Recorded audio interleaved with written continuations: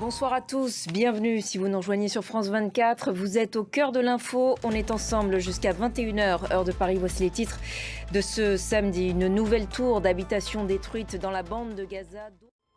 L'armée israélienne poursuit donc ses opérations sur la ville de Gaza. Je vous le disais, une nouvelle tour d'habitation a été détruite aujourd'hui.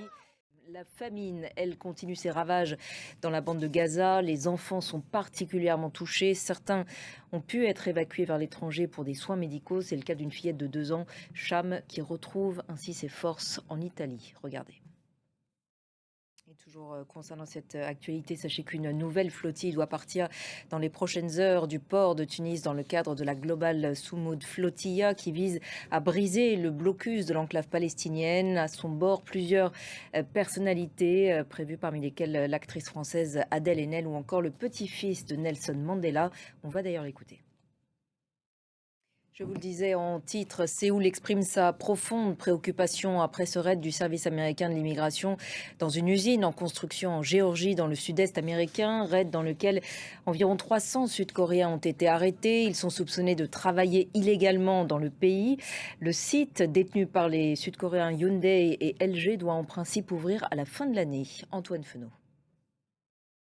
Dans le reste de l'actualité internationale, en Serbie, 42 personnes placées en détention après.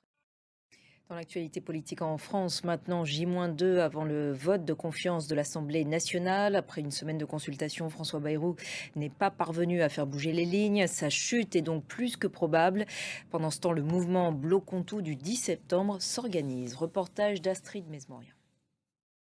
Direction maintenant l'Italie où des milliers de personnes ont rendu hommage à celui qu'on appelait le roi de Milan, Giorgio Armani, décédé jeudi dernier d'une insuffisance hépatique soudaine.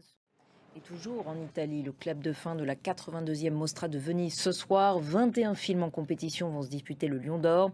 L'actualité internationale et notamment la guerre dans la bande de Gaza s'est largement invitée à cette Mostra. L'un des films les plus remarqués, ovationné durant 23 minutes après sa projection.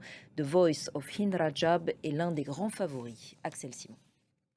Et voilà pour l'essentiel de l'actualité internationale. Restez avec nous, on se retrouve dans un court instant.